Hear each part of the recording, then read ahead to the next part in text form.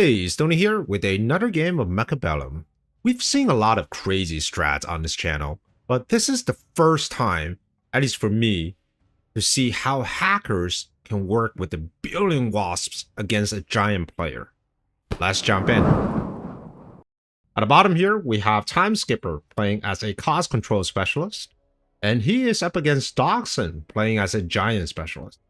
Now, Doxun is very well known in the community. He is one of the top players in the 501 server and also one of the top players in the world. He is known to play a very positional game. Occasionally, he steers away from that and it will go aggro, but overall, extremely solid player. Time Skipper is up and coming. I think he is around the 1700 MMR range, whereas Doxun is well above 2000.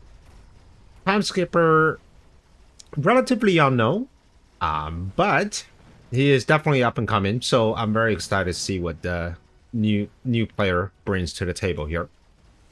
Now, right off the bat, we have Stormcallers versus Stormcallers. But very surprisingly, as a cost control specialist, he spent the first 50 to unlock a Rhino and the 200 to bring the Rhino onto the board. This is a very interesting play, very unexpected, right? One of the core elements of Mechabellum is to keep your opponent guessing. If your opponent don't know what you're about to do, you can have a huge tempo swing and potentially win this round. And I think Rhino is one of those items, units, especially in the early rounds. Nobody really expects. When was the last time you've seen a round one Rhino? But unfortunately, I don't think the Rhino is going to cut it. There's still a ton of lanes left, and of course, it's a whole entire squad of Stormcaller from Doxun.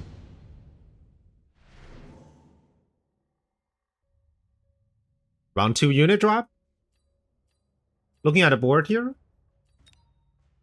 Phoenix is going to be the choice for Time Skipper.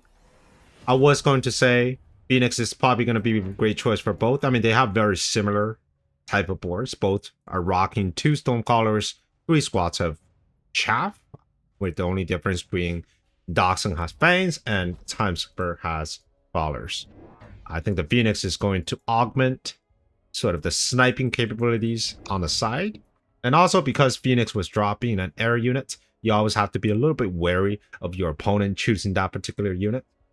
In that pack, we do have both the Marksman as well as the Farseer. They both counter the air unit. However, with 2 squads of Stormcallers already on the ground, it becomes a little bit more risky. So yes, I think Phoenix is a great choice. Time Skipper continues to add on Rhinos onto the board, with the new Rhino coming in from the right flank. This is going to draw some units away, but right now the problem is that with these level 2 Phoenixes, these Rhinos will go down very quickly.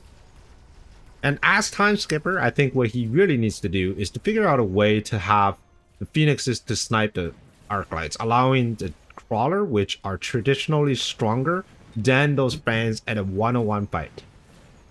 So the positioning of the Phoenixes could be a little better. Instead of going on the side, I will probably recommend going to the middle where it is closer to the Arclight.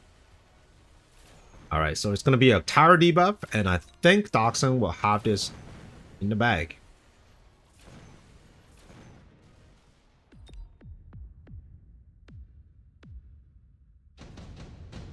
Okay, we're looking at round 3.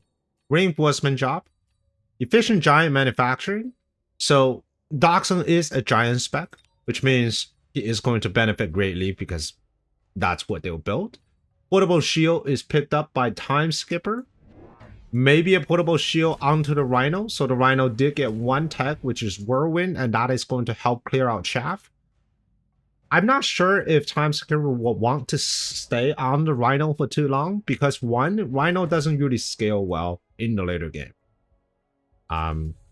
There's a lot of units that can do huge amount of single unit damage. One of them is already on the board, and that is the Phoenix. These level 2 Phoenix essentially 2-shot, well, 3-shot the Rhino, 2.5 shots this level 1 Rhino. And being a giant spec, they also have the option to go Fortress, which can deal really well against the Rhino, as well as a melting point in them. Now the Rhinos do a lot of damage once they get in, so once they're in front of the fortress, they can do a lot of damage, but as you can see here, it's just not enough to bring down Fortress's 45,000 HP. Alright, so this round is going to go to... Oh, actually, hold that thought. We do have some ninja crawlers coming into the right tower, and with the tower debuff, those crawlers can do a huge amount of damage, allowing these phoenixes to just pick off these level 2 phoenixes from Doxun. And with the crawler still left over, and no chaff clear whatsoever, there might actually be a chance for Time Skipper to take this round. We're just going to have to see the timing of this tower debuff. Unfortunately, though, I think the Stonecaller has joined too much fire. And it's going to be another win for Doxun. And so far, there's been 3 rounds going in to Doxun, in Doxun's favor, even though there's not a lot of damage done so far.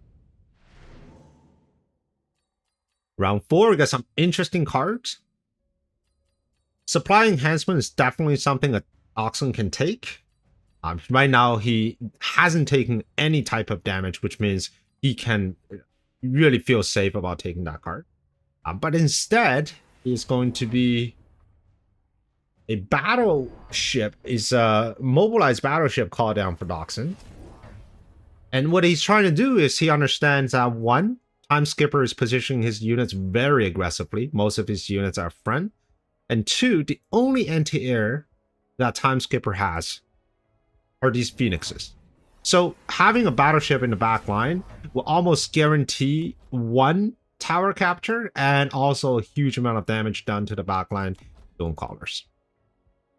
Looking at Doxun's board, he is just continuing to add on this defensive posture and trying to minimize damage. I think at some point, these Stonecallers should be sold because they're not really contributing actively to the battle. Right now, there isn't a lot of slow-moving units. Everything is so close. Everything is running towards his board. If anything, a Wraith, so if you sell the Stonecallers and bring on the Wraith, that would be the better choice. Arclights are great when you can have a bit of a range advantage and when the crawlers are kind of running at you in a line, right? But when you have crawlers in this long formation kind of coming at you, it's not going to be enough. And one of the Arclights already gone down, so Doxun is going to suffer a little bit because of the lack of chaff clear. Fortunately, he did have the Overlord and it did catch tower, so he is going to have an easier time dealing with this crawler. But these 2 fortresses, I mean, they're going to spend the entire turn shooting at tower, these crawlers, and that's not what you want this for. Now, at the very least, we still have a fortress that's doing all the tanking. We're taking down the phoenixes, and we still have a boat on the board, and this is a huge amount of damage on Time Skipper's health. Another Efficient Giant Manufacturing, that is a huge card, and I think Doxun should absolutely smash that card. That is going to allow Doxun to produce 300 cost giants. And speaking of 300 cost giant, here comes the Vulcan. Vulcan can be very efficient at dealing with these type of units. Now, when you're positioning the Vulcan, with crawlers that kind of surrounds you, I recommend not position the Vulcan as the first unit instead of having the Vulcan behind something else. And the reason for that is Vulcan has a painfully slow turn rate.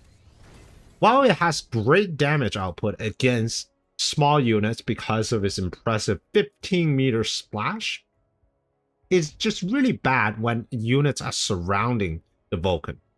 So if I were Doxun, I would probably want to put that 3rd fortress where the Vulcan is, and then put the Vulcan where this Arclight is, right?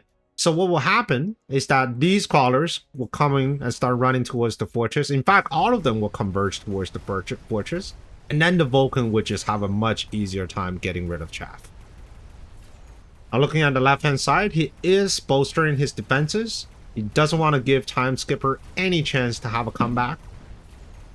One thing that's a little scary are these level 3 phoenixes with personal shield. Not only they can tank 1 extra shot from these level 2 phoenixes, and they're just doing so much work. This turn alone, these 2 phoenixes are already getting over 100,000 damage on the board, and is taking out all the air support on Doxun's side on this side. That's, yeah, I mean, these two Phoenixes single-handedly clear out the right-hand side. Now, will they have enough to deal with the other side? They might, actually. Depends on the tower timing, because they have the shield, and they should be able to one-shot the level 2 Phoenixes.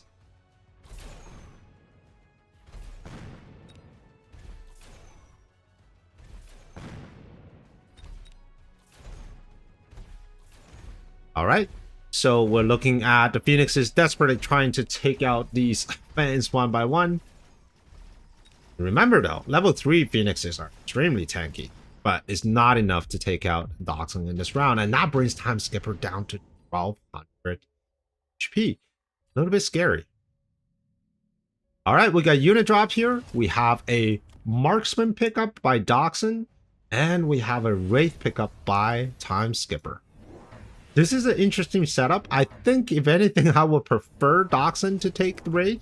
Wraith with range absolutely denies everything that's on the ground. And when you have fortresses, you can use AA Barrage to deal with these Phoenixes. So there could be a very easy way out. But Doxun decided to choose the level 3 marksman, presumably to want to go for AA. And that allows them to have a superior range and lock-on priorities onto these level 4 Phoenixes. Looking at Time Skipper's side, he did take the field maintenance on the Wraith, so it makes the choice from Doxun a little bit more clearer, because of the units I will offer on that in this round, none of the units can really contest a level 3 Wraith with field maintenance. And even a level 2 Phoenix is going to have a difficult time bringing it down. So I think Doxun just wants to cover all his bases. But so far, it's looking like a dominating game from Doxun with all these giants on the board. There's really no anti-giant coming from Time Skipper, with the exception of these 2 level 4 Phoenixes, which means his only job right now is to protect these Phoenixes at all costs while clearing out the chaff. If all these fans are dead, these 2 Phoenixes is going to have a field day on this giant heavy board. But I'm not worried about Doxun just yet. I mean, he did take double efficient giant manufacturing, so he is producing giant at the same cost as a Typhoon, 300 supplies. So he can spam 2 or 3 giants every round starting from round 7, and that's a ridiculous amount of HP.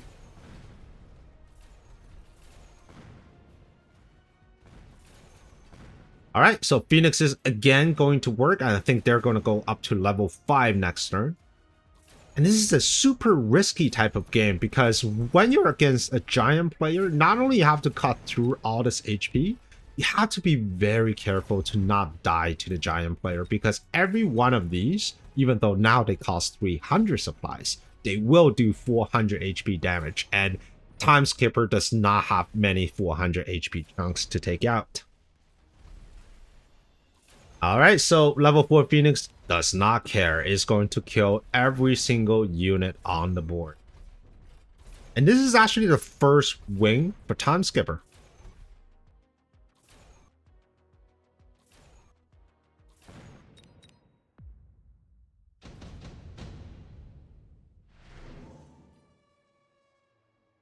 Alright. We have Assault Scorps, which is kind of useless right now for Doxun. He has pretty dominant ground advantage. He did decide to take Advanced Shield Device, and then for Time Skipper, it was going to be a skip. 2 level 2 hackers went down, and I think the purpose of these 2 level 2 hackers is just to aid the Phoenixes in capturing some of these giants. He knows that these level 5 Phoenixes are now doing 18, almost 19,000 damage times 2 per shot. So is able to bring down this fortress in about 2 shots. These level 2 hackers are going to have a slightly easier time to locking onto level 1 giants. And once the giants turn, and that's an additional meat shield to provide cover for these Phoenixes. So the entire strategy right now for Time Skipper evolves around protecting this level 5 Phoenixes, and he's using the combination of chaff and also stealing the opponent's chaff. Doxun also faces a bit of an issue. Notice how none of his giants actually leveled? And this is the dilemma when you have cheap giants, because giants typically take a little bit more to level up, right? As you can see, this level 1 fortress needs 1600 experience. So compare that to, let's say, a level 1 Stonecaller, which is just 1100. That's quite a lot of units that they have to kill. Ooh, the hackers are going to work. It's got a level 2 fortress and is potentially getting another level 1 fortress. And it's distracting these precious shots from the marksman. And the marksman, like, even under debuff, the Phoenix just don't care. And the Phoenix are still doing so much damage under debuff. The hacker's gonna get tower, and the hacker's gonna turn around. And it's going to maybe get a Vulcan. Oh no! The Phoenixes are going to clear the board once again, but with the hackers, it's now being even more difficult for Doxun to clear out these Phoenixes. I think next turn he has to click AA on the fortresses, because without the Phoenixes, the entire strategy on Time Skipper falls apart.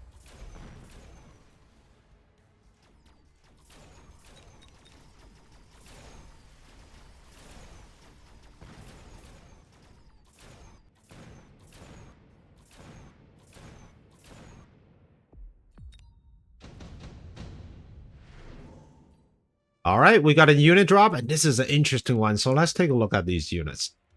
Looking at Time Skipper sides, I think either Sledgehammers or Wasp.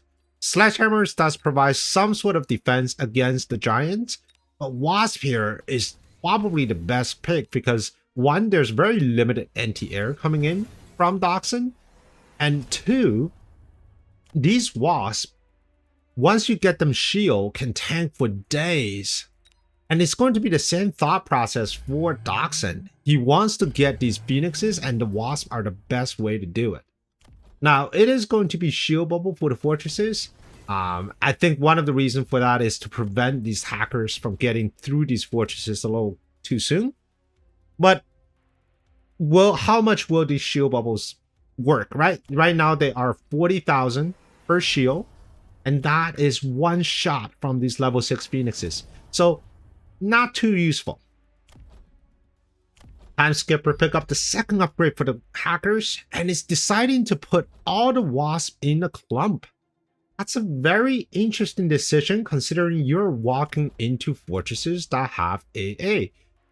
I mean, the 2 fortress AA could potentially obliterate these 3 squads of Wasps. One advantage of having Wasps this clumped up is that you can mobile beacon them downward, so that later on, if you need super late arriving Wasps, that's an option. Alright, Doxun is trying something very sneaky, and it's going to go straight to the tower, and I didn't even notice that Time Skipper upgraded his tower all the way up to level 4. He said, you know what, there's no way I'm able to defend against this side, so I'm just going to minimize the damage I'm taking from this side. With level 4 tower upgrade, not only your tower going to have 131,000 HP, it's also going to reduce the total debuff to about 3 seconds, I think. Yeah, so they're only going to be paralyzed for 3 seconds. And if he does upgrade it one more time, that means this tower is only going to be debuffing the unit for precisely 1 second. And what that means is all the work that Doxun is putting in and capturing this tower is probably not going to be that impactful. You're going to spend a lot of your army trying to hit this tower, and you're going to get a very short amount of debuff. Alright, let's focus on the right-hand side. Let's see how these units are doing. Level 3 hackers are no joke, especially hackers with enhanced control. They're going to get these giants back into full health. Oh my god, is Time Skipper actually doing this with this super wacky strategy of just Phoenix Hacker and now supported by a gazillion Wasps? Jesus. Now, one downside is that this tower is not that heavily upgraded, and he does not have a lot of anti-air. But I think these 2 Phoenixes should be more than enough to taking care of these remaining Wasps. So it's a huge round going to Time Skipper. Now, unfortunately, the Giants don't actually count in their full HP if they have been captured by the hacker. but it's still a respectable amount. And the problem right now is that Time Skipper is stabilizing. He's got all the things that he needs to push this game forward. He has a highly upgraded tower, which and now going to level 5, so that's now 1 second debuff. He has a giant killer, being these level 6 phoenixes, and he has these giant converters with a huge amount of support that's going to defend him from pretty much everything. But Doxun's not out of this yet. Doxun still has 4 squads of fortresses, and they can still cook anti-air barrage. That is going to hit all these units here. One thing that's going for Time Skipper is this very forward-placing Wraith. I'm not entirely sure that he needed to take the range enhancement, but I think with the range enhancement, it does allow him to clear chaff a little better. But it is going to allow this Wraith to stay just slightly behind so that these fortresses will air barrage down these Wasps. Another 3 squads of Wasps went down, and they're also going to be in this clump. And here's the mobile beacon I was talking about, right? So he is separating some of these Wasp and reserving them as ultra late chaff. If I'm Doxing at this round, I must be kicking myself for not clicking AA, because he seriously needs AA. Imagine if these Wasps were all disappearing. Yeah, there's just so much less things that you will have to worry about. But these hackers, though, I mean, they're doing so much work. We got a single Vulcan on this hacker, but level 3 hacker with almost 10,000 HP. They don't care, right? They steal your fortress, they steal your Vulcan.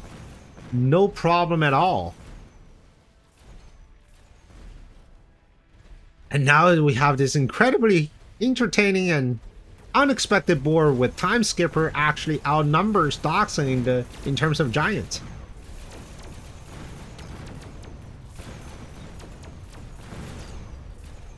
Oh, is Time Skipper doing it? Is Time Skipper taking down one of the top players using this weird strategy that is started off with this high-level Phoenixes, but it kind of turned into high-level hackers supported by Wasps.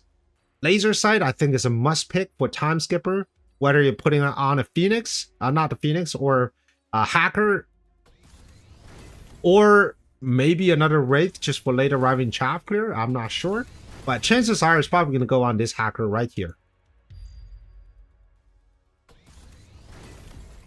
All right, so we got another repeat of the strategy. We're going to have super late arriving chaff, and I wonder if Doxun is going to hit the button this time. He also has AA Wasp, which means he's not entirely out of this yet. Laser sight goes onto the hacker, even more, and there is the AA. So let's see how Time Skipper fare against the anti-air barrage.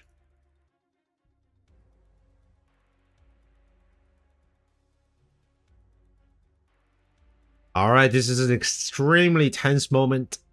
I mean, at this point, I really don't know who's going to win. On one side, Doxun does have quite a few high-level giants, but these high-level giants aren't really contributing to the fight in the air.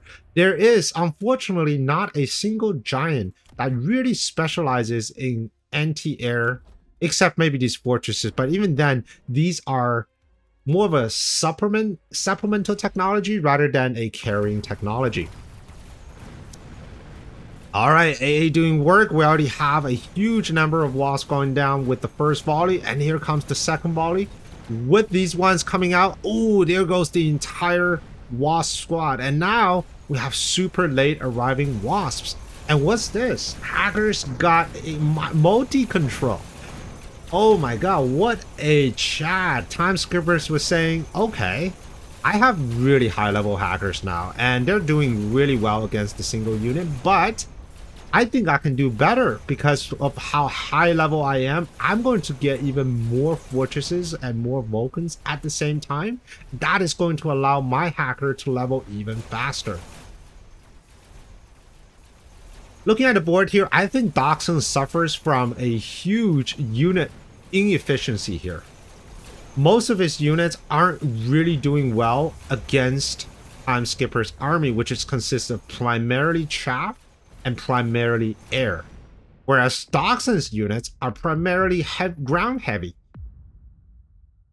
Ironically, it is very good for Time Skipper to steal Doxun's units because of the heavy anti-ground capabilities.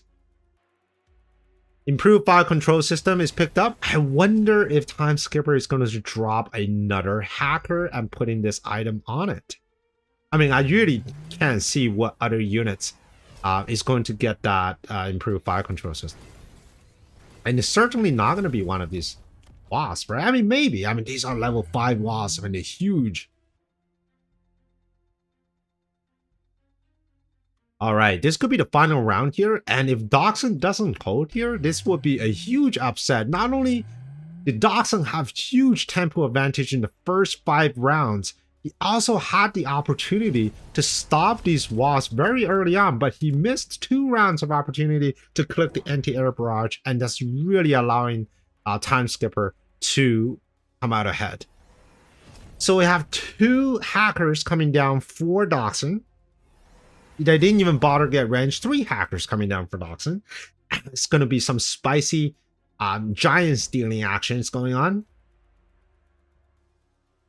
And the reason he didn't really take range is because these hackers are the only job is to steal back the giants that were stolen from him. And because the giants will always be within range, there's just no point for the hackers to even go with extended range. All right. I wonder if Doxun is going to continue to sell out on this side. I think so.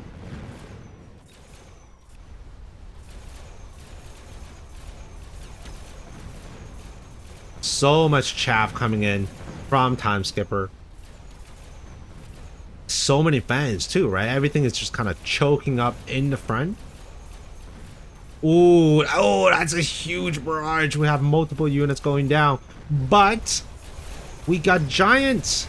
Giants are being stolen. And very good call with the enhanced control because there's a huge amount of damage being done to these giants. But these hackers, they're just surviving and they're continuing to disrupt everything that's coming from... Oh, Jesus. Doxun's hacker is not strong enough to steal the giants back. I mean, level 3 giant, please. You can one-shot this hacker. This one shot, there's another shot. Uh-oh. Is Doxun going to take this round? We still have level 7 Phoenixes. Oh no, the dog is not going to take this round. We don't have enough HP left over, even though we have AA Wasp to deal with these Phoenixes.